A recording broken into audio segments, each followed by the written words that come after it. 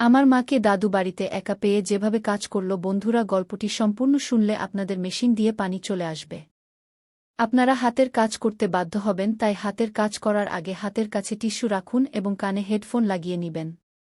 বন্ধুরা, গল্পটা শেষ পর্যন্ত শুনবেন, আপনাদের খুব ভালো লাগবে। নমস্কার বন্ধুরা, আমার নাম রিয়া। এটা আমার দাদু আর মায়ের গল্প। আমার পরিবার ছিল ছোট্ট। আমার দাদু, যার বয়স এখন ৬২ বছর, আমার মা যিনি ৩৮ বছরের, আমার বড় ভাই রাহুল যে ২৫ বছরের আর বিদেশে চাকরি করে, আর আমি ২০ বছরের রিয়া। আমার দাদি মারা গিয়েছিলেন ১০ বছর আগে একটি দুর্ঘটনায়। তারপর থেকে দাদু একা থাকতেন। আমার বাবাও আমাদের ছেড়ে চলে গিয়েছিলেন, আমি তখন মাত্র ৫ বছরের ছিলাম যখন তিনি একটি অসুখে মারা যান। আমার দাদুর নাম প্রকাশ। তিনি ছিলেন লম্বাচোরা, বয়সের তুলনায় শক্তিশালী। তার বাদামি চোখে এক গভীরতা ছিল, আর কণ্ঠে এক অদ্ভুত আকর্ষণ। লোকেরা বলত তিনি যৌবনে খুব হ্যান্ডসাম ছিলেন। মায়ের নাম অনিতা। তিনি ছিলেন খুব সুন্দর, ফর্সা রং, লম্বা কালো চুল আর এক মুচকি হাসি যে কারো মন জয় করে নিতে পারে। তিনি প্রায়ই বিষণ্ণ থাকতেন, হয়তো বাবার স্মৃতি অথবা অন্য কিছু। কিন্তু সত্যি কথা আমি পরে জানতে পেরেছিলাম, যখন আমি কলেজে প্রথম বর্ষে পড়তাম। রাহুল বিদেশে ছিল গত ২ বছর ধরে। তার অনুপস্থিতিতে বাড়িতে এক ধরনের খালিঝুম বেড়ে গিয়েছিল। আর সম্ভবত এই খালিঝুমই দাদু আর মাকে একে অপরের কাছাকাছি নিয়ে এসেছিল। এটা গত বছরের কথা। এপ্রিল মাস, গরম শুরু হয়ে গিয়েছিল। আমি কলেজ থেকে ক্লান্ত হয়ে বাড়ি ফিরেছিলাম। সেদিন আমার একটি ক্লাস আগেই শেষ হয়ে গিয়েছিল, আর আমি ভেবেছিলাম বাড়ি গিয়ে একটু বিশ্রাম নেব। বাড়ির দরজা খোলা ছিল, যা একটু অদ্ভুত ছিল কারণ মা সবসময় তা বন্ধ রাখতেন। আমি জুতো খুলে চুপচাপ ভিতরে ঢুকলাম। বাড়িতে নিস্তব্ধতা। আমি ভাবলাম মা হয়তো বাজারে গেছেন আর দাদু তার ঘরে আছেন। আমি আমার ঘরের দিকে যাচ্ছিলাম, কিন্তু ঠিক তখনই রান্নাঘর থেকে কিছু শব্দ শুনতে পেলাম, হালকা হাসি, কিছু ফিসফিসানি। আমি ভাবলাম হয়তো কোনো প্রতিবেশী এসেছে। মাকে হাসতে শুনেছিলাম অনেক দিন পর, তাই আমার মনে এক ধরনের কৌতূহল জাগল। আমি চুপি চুপি রান্নাঘরের দিকে এগিয়ে গেলাম। দরজাটা একটু খোলা ছিল, আর আমি উকি দিয়ে যা দেখলাম তা আমার জন্য কোনো ধাক্কার চেয়ে কম ছিল না। মা রান্নাঘরে দাঁড়িয়েছিলেন, তিনি চা বানাচ্ছিলেন আর তার হাতে একটা কাপ ছিল। তার ঠিক পিছনে দাদু দাঁড়িয়েছিলেন, তার হাত মায়ের কোমরে, আর তিনি ধীরে ধীরে মায়ের কানে কিছু বলছিলেন। মা হাসছিলেন, তার চোখে এক চমক ছিল যা আমি আগে কখনো দেখিনি। দাদুর মুখ মায়ের কাঁধের কাছাকাছি ছিল, আর তিনি ধীরে ধীরে তার গলার কাছে নাক নিয়ে যাচ্ছিলেন। মা হালকা করে চোখ বন্ধ করেছিলেন, যেন সেই মুহূর্তটা উপভোগ করছেন। এসব এতটাই অদ্ভুত ছিল যে আমি বুঝতেই পারছিলাম না কি ঘটছে। আমার বুক ধড়াস ধড়াস করছিল। আমি চুপি চুপি পিছিয়ে গিয়ে আমার ঘরে চলে গেলাম। দরজা বন্ধ করে বিছানায় বসে পড়লাম। আমার মাথায় প্রশ্নের ঘূর্ণিঝড় উঠছিল, আমি যা দেখলাম তা কি সত্যি? আমি ভাবলাম হয়তো আমি ভুল বুঝছি, হয়তো তারা শুধু মজা করছিলেন। কিন্তু আমার মন মানতে চাইছিল না। আমি নিজেকে শান্ত করার চেষ্টা করলাম। ভাবলাম হয়তো এটা একবারের ঘটনা। কিন্তু তবু আমার মনে এক সন্দেহের বীজ পড়ে গিয়েছিল। সেদিনের পর থেকে আমি দাদু আর মায়ের দিকে নজর রাখা শুরু করলাম। পরের কয়েকদিন আমি লক্ষ্য করলাম দিনে সবকিছু স্বাভাবিক ছিল। মা সকালে উঠে নাস্তা বানাতেন, দাদুকে চা দিতেন, দাদু তার খবরের কাগজে মগ্ন থাকতেন, আর মা ঘরের কাজে ব্যস্ত থাকতেন। কিন্তু কিছু একটা বদলে গিয়েছিল। দাদুর চোখে এক চমক ছিল যা আগে দেখা যেত না। তিনি মায়ের সঙ্গে কথা বলার সময় একটু বেশি হাসতেন। মাও আগের চেয়ে বেশি খুশি লাগছিলেন। তিনি গুনগুন করতেন, বারবার চুল ঠিক করতেন, আর মাঝে মাঝে দাদুর দিকে তাকিয়ে হালকা করে হাসতেন। এসব ছোট ছোট জিনিস ছিল, কিন্তু আমার সন্দেহকে আরও গভীর করছিল। এক সন্ধ্যায় আমি আমার ঘরে বসে বই পড়ছিলাম। মা বলেছিলেন তিনি প্রতিবেশীর কারো সঙ্গে দেখা করতে যাচ্ছেন, আর দাদু তার ঘরে ছিলেন। আমি ভাবলাম একটু টিভি দেখি। হলো রুমে গেলাম, কিন্তু ঠিক তখনই মায়ের চপ্পলের আওয়াজ শুনতে পেলাম। আমি ভাবলাম তিনি তাড়াতাড়ি ফিরে এসেছেন। টিভির আওয়াজ কমিয়ে চুপি চুপি দেখার চেষ্টা করলাম। মা হল রুমে ছিলেন না। আমি লক্ষ্য করলাম দাদুর ঘরের দরজাটা একটু খোলা ছিল। আমি চুপি চুপি সেখানে গেলাম। ভিতর থেকে মায়ের মৃদু কণ্ঠ শুনতে পেলাম, প্রকাশজি, কেউ দেখে ফেললে কি ভাববে? দাদু হেসে বললেন, অনিতা, রিয়া উপরে আছে, আর বাইরে কেউ নেই। চিন্তা করো না। গিয়ে আমি দরজার ফাঁক দিয়ে উকি দিলাম। মা দাদুর পাশে বসেছিলেন। দাদুর হাত মায়ের কাঁধে ছিল, আর তিনি ধীরে ধীরে তার চুলে হাত বুলিয়ে দিচ্ছিলেন। মায়ের মুখ একটু লাল ছিল, আর তিনি দাদুর দিকে তাকিয়ে হাসছিলেন। তারপর দাদু তার মুখ মায়ের কাছাকাছি নিয়ে আর মা দুজনেই তাদের চোখ বন্ধ করে নিলেন। তাদের মধ্যে সেই মুহূর্তটা এমন ছিল যা আমার পক্ষে বোঝা কঠিন। আমি চুপচাপ পিছিয়ে গেলাম এবং আমার ঘরে চলে এলাম। আমার মাথা ঝিমঝিম করছিল। কয়েকদিন পর এক রাত আমি দেরি পর্যন্ত পড়ছিলাম। প্রায় 1:30টা বেজেছে। আমি ভাবলাম পানি খেয়ে ঘুমিয়ে পড়ব। আমি আমার রুম থেকে বেরিয়ে কিচেনের দিকে যাচ্ছিলাম, তখনই দেখলাম দাদা তার রুম থেকে বেরিয়ে মায়ের রুমের দিকে যাচ্ছেন। তিনি চুপচাপ হাঁটছিলেন, যেন কেউ টের না পায়। মায়ের রুম ছিল প্রথম তলায় আর দাদার রুম নিচে। আমি ভাবলাম হয়তো তার কোনো কাজ আছে। কিন্তু তারপরই দেখলাম মায়ের রুমের দরজা একটু খোলা, আর দাদা ভেতরে চলে গেলেন। দরজা বন্ধ হয়ে গেল।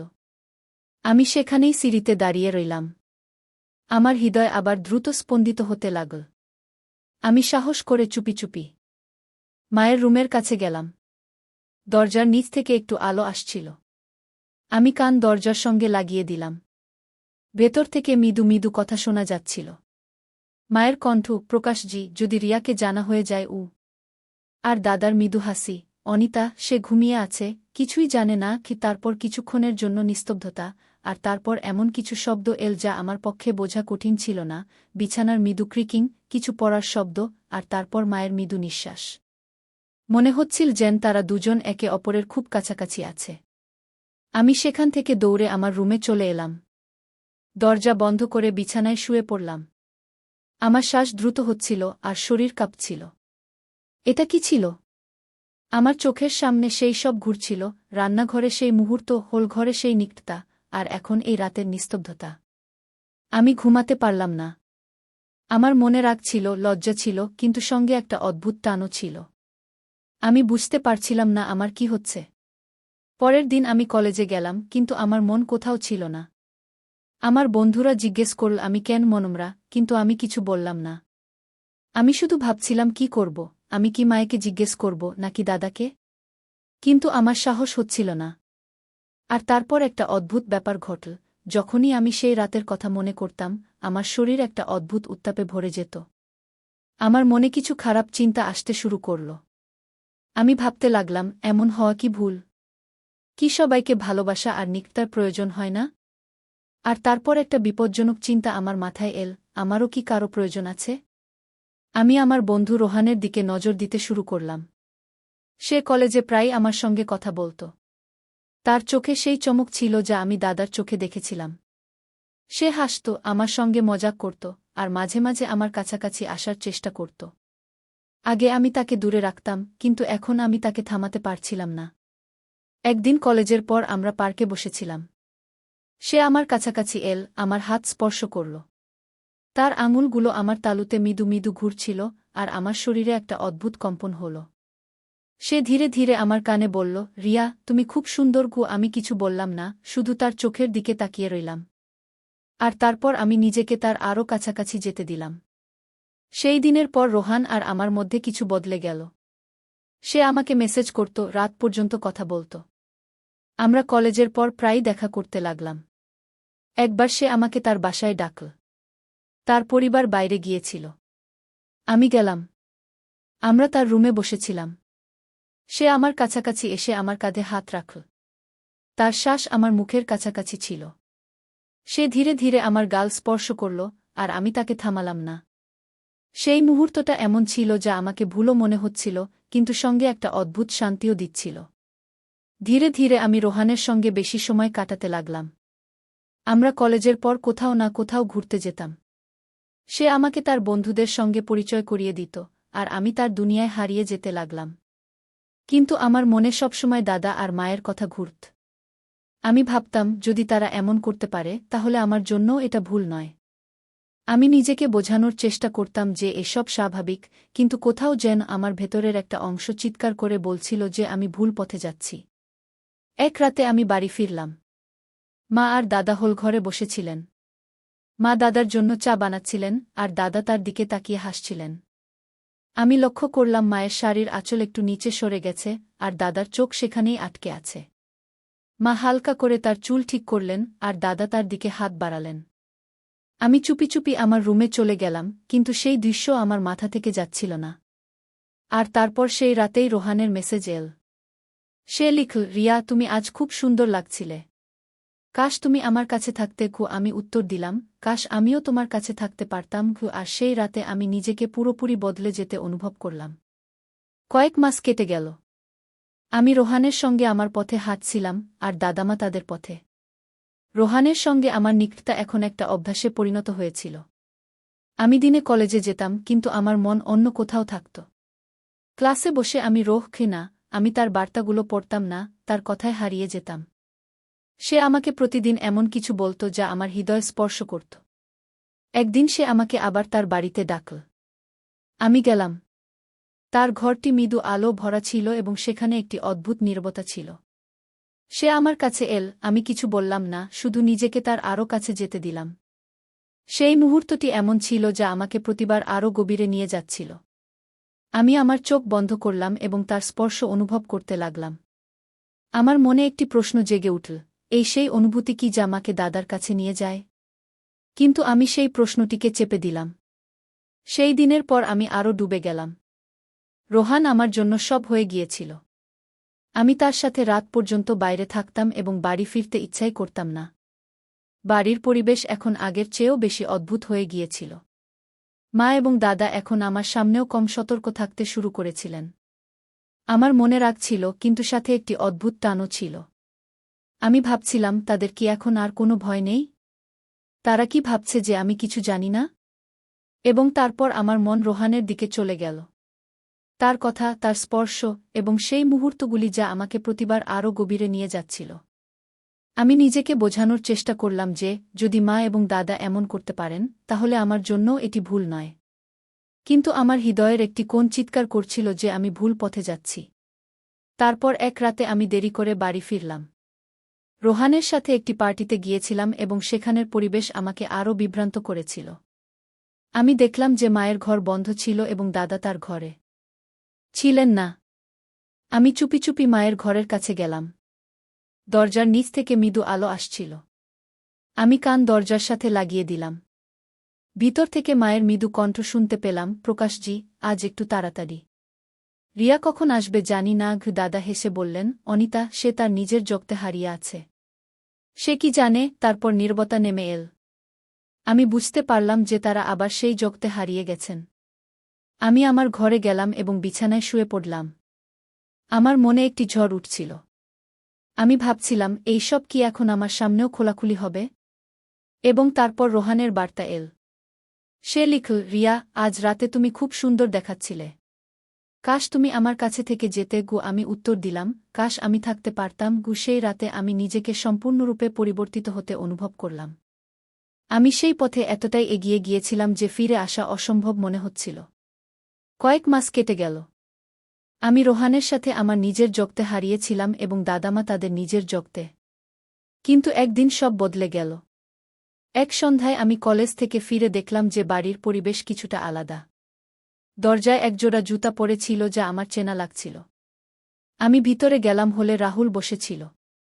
তার মুখ শক্ত ছিল। মা এবং দাদাও সেখানে ছিলেন, কিন্তু তাদের চোখ নিচে ছিল। আমি বললাম, ভাইজা, তুমি কখন এলে? রাহুল আমার দিকে তাকাল এবং ধীরে বলল, আজ সকালে। রিয়া, তুমি উপরে যাও। আমাকে মা এবং দাদার সাথে কিছু কথা বলতে হবে। আমার অদ্ভুত লাগল, কিন্তু আমি আমার ঘরে চলে গেলাম। উপরে থেকে আমি তাদের কণ্ঠস্বর শুনতে পাচ্ছিলাম।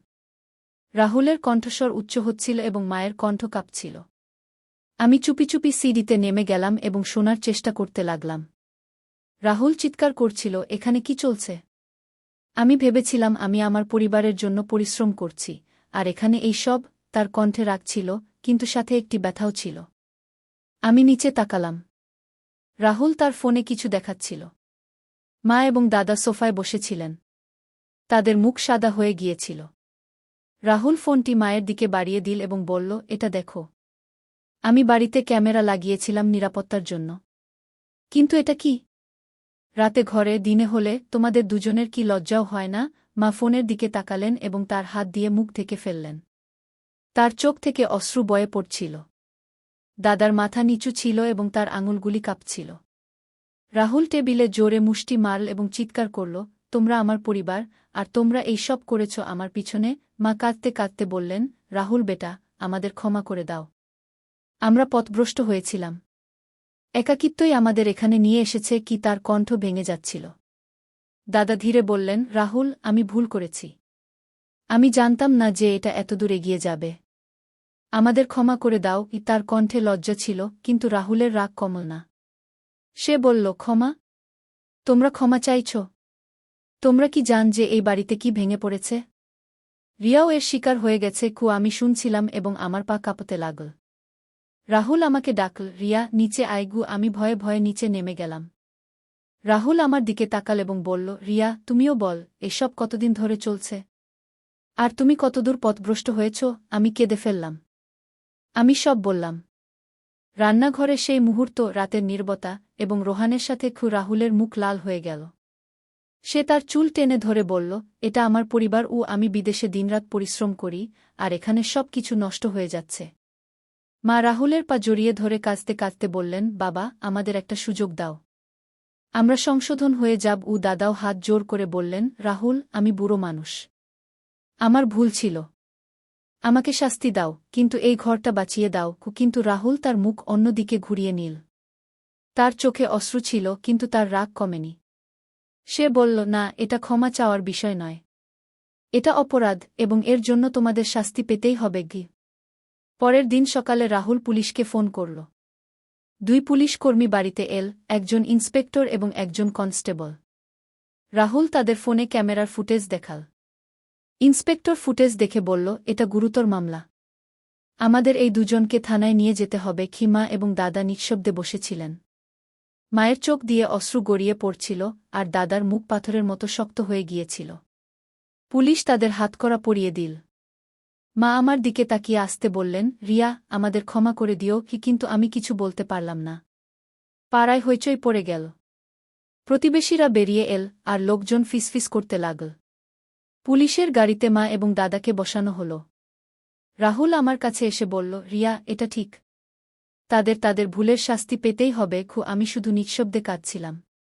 কিছুদিন পরে আদালতে মামলা চল। জজ ফুটেজ দেখে দুজনকেই দোষী সাব্যস্ত করলেন। দাদাকে 2 বছরের সাজা শোনানো হল, আর মাকে 1 বছরের। জজ বললেন, এটা শুধু নৈতিক ভুল নয়, এটা আইনের লঙ্ঘন।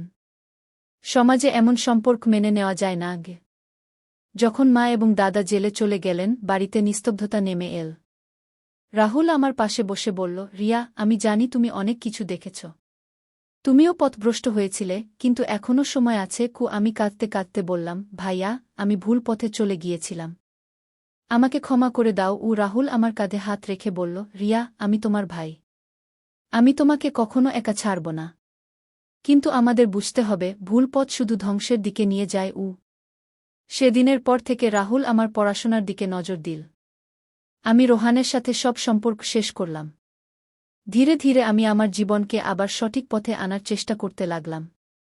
কিন্তু যা ঘটেছিল তা আমার হৃদয় থেকে কখনো মুছে যায়নি। বন্ধুরা, এটা ছিল আমার পরিবারের গল্প। এতে ভুল ছিল, ব্যথা ছিল, এবং একটি শিক্ষাও ছিল। আমি আপনাদের বলতে চাই, যদি আমাদের আশেপাশে কেউ ভুল পথে যায়, তাহলে তাকে শাস্তি দেওয়ার আগে বোঝানোর চেষ্টা করা উচিত। সবারই ভালোবাসা ও ঘনিষ্ঠতার প্রয়োজন, কিন্তু তাকে সঠিক পথে আনা আমাদের দায়িত্ব। যদি আমরা কাউকে সঠিক সময়ে থামাতে পারি, তাহলে হয়তো একটি পরিবার ভেঙে যাওয়া থেকে বেঁচে যাবে। এই গল্প আমাদের শেখায় যে ভুল মানুষ থেকেই হয়, কিন্তু সেগুলো সংশোধন করার সুযোগও আমাদেরই দিতে হবে। তো বন্ধুরা, এটা ছিল আমার গল্প। আশা করি আপনাদের ভালো লেগেছে। যদি গল্পটি ভালো লেগে থাকে, তাহলে লাইক করুন, বন্ধুদের সাথে শেয়ার করুন, আর নিচে কমেন্টে জানান গল্পের কোনো অংশটি আপনাদের সবচেয়ে বেশি ভালো লেগেছে। আর হ্যাঁ, যদি এখনও পর্যন্ত আপনি আমার চ্যানেল সাবস্ক্রাইব না করে থাকেন, তাহলে এখনই সাবস্ক্রাইব করে নিন, যাতে এমন মজার গল্পগুলো আপনার কাছে পৌঁছতে থাকে। আগামী গল্পে দেখা হবে। নমস্কার।